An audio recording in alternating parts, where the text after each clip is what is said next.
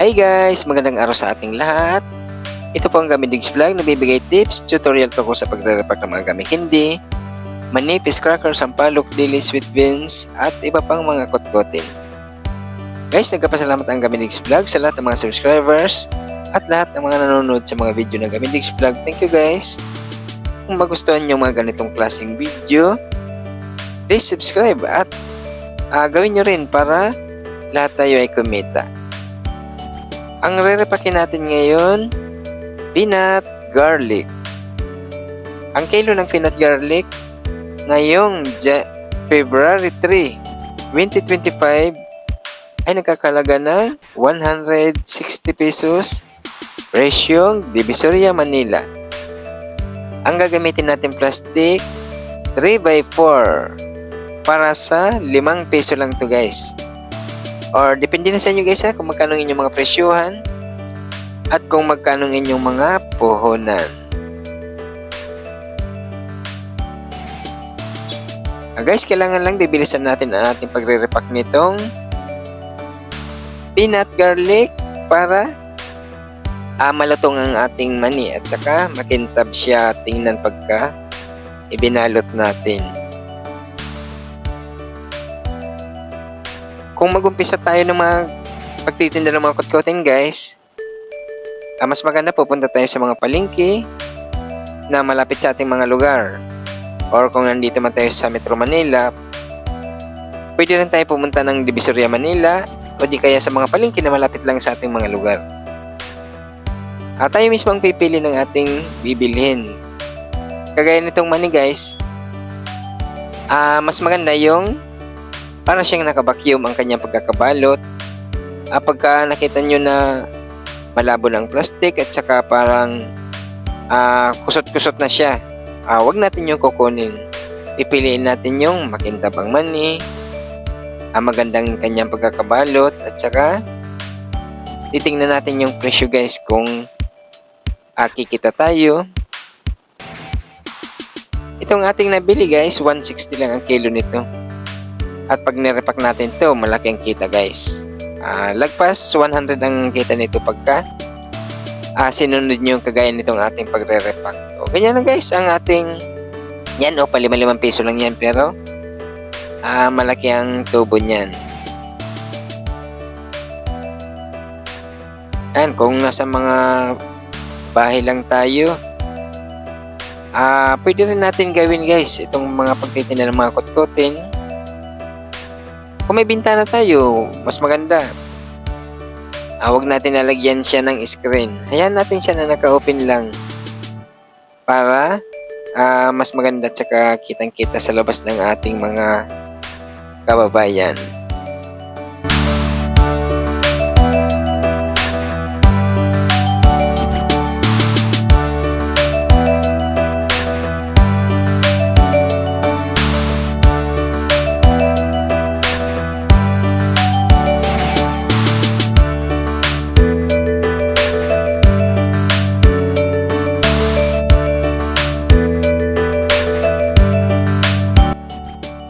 Ayan, ganyan lang ang ating gagawin.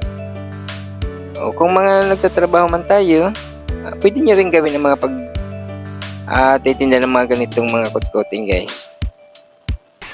Mas maganda haluan nyo ng mga gamit hindi, iba't ibang klaseng mga kotkotin, mga fish crackers, o marami mga macaroni crackers, rupik, napakaraming mga paninda ng mga kotkotin guys na pwede natin pagkakitaan.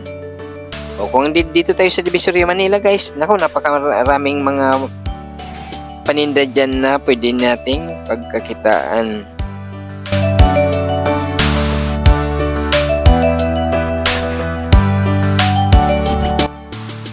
O kahit mag-umpisa tayo ng pakunti-kunti mo ng puhunan, bibili lang tayo ng pakilo-kilo lang para masusubok natin kung alin magiging mabilis sa ating mga lugar guys.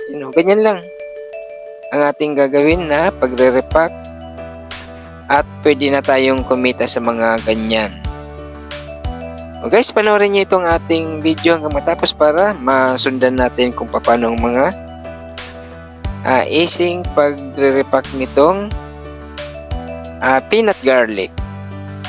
Ayan, bago naman natin i-heat sealer o i-sealed, bibilangin muna natin kung magkano ang ating puhunan at saka kung magkano ang ating gustong tubo sa ating pagre-repack.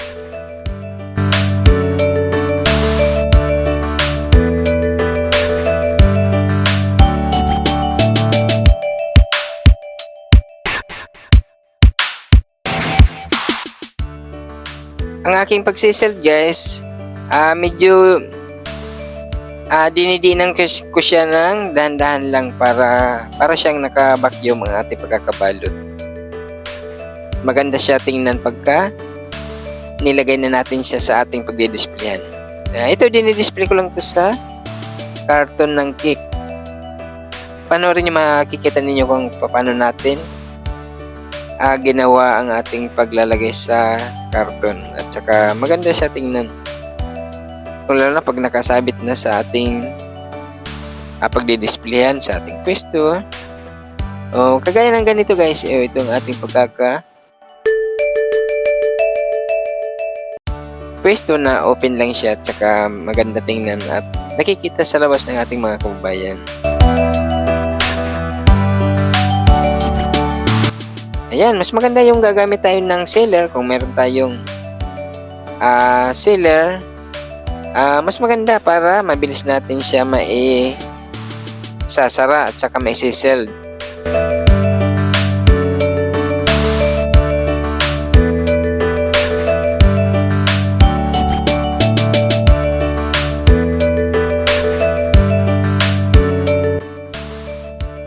Napakaraming mga kutkutin guys na pwede natin magkakitaan.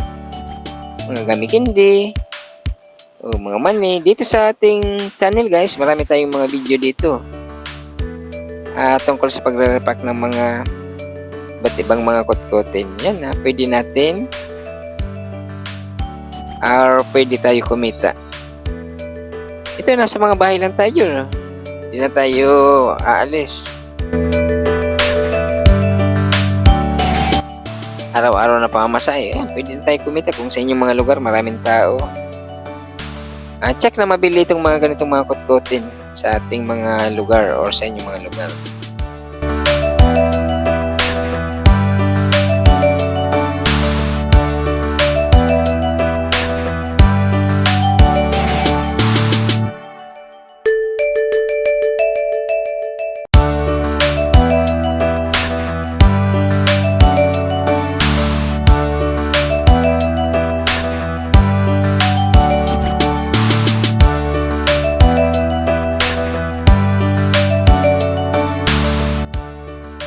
So guys, doon nyo lang ito pupuntahan sa mga palengke. Hanapin nyo lang ang mga pisto ng mga nagtitinda ng mga kutkutin. Yun, andun na yun, isa lang ang mga paninda nun. Lahat ng klaseng kutkutin, mga dilis, sampalok. Yan ang mga mabibili ngayon na ang mga kutkutin na pwede ninyong or pwede natin pagkakitaan. Ganyan lang kadali ang ating pagre-repack nito. Simple lang ang ating ginagawa. Yan, no? Nasa bahay lang tayo, pwede tayong kumita ng mga ganitong paggawa or pagtinda ng mga kutkutin. Kahit nagtatrabaho kayo, pwede nyo rin gawin itong mga ganitong mga pagtitinda para may mga extra income kayo. Yan, no? I-alok nyo lang sa inyong mga kakilala. Yan lang ang ating paglalagyan. Karton lang yan ng cake. Mabibili naman natin yan sa ating mga kapitbahay na may mga nagbe-birthday. At pwede natin yan. Ayan, gugupitin lang at saka lagyan ng alambre sa taas na sabitan. Yan lang ang pag-stapler. Yan ang kabilang gilid para marami tayong mailagay. At saka maganda yan tingnan pagka nailagay na yan lahat, guys.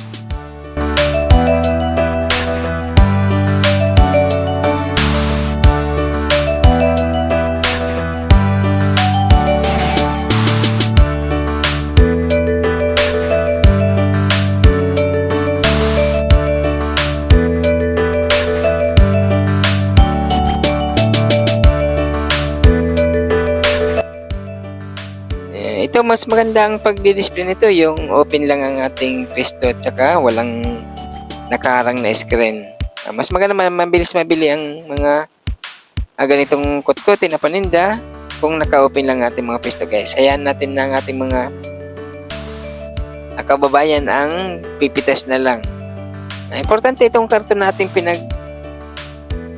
sabitan, hindi yan puputulin. Kasi mas marami pa natin yan or matagal pa natin yan magagamit guys. Itong karton, kailangan hindi yan pipitasin or pupunitin ng ating mga kababayan. Yan. O, pagka nabibilan na, tatanggalan lang natin ng mga stapler. Lilinisin lang natin siya. Yan. Pwede na naman lagyan ng ganyang mga kung ano-ano ng ating pwedeng isabit dyan.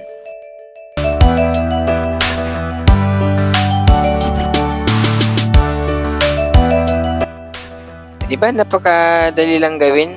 Napakasimple lang repakin siya.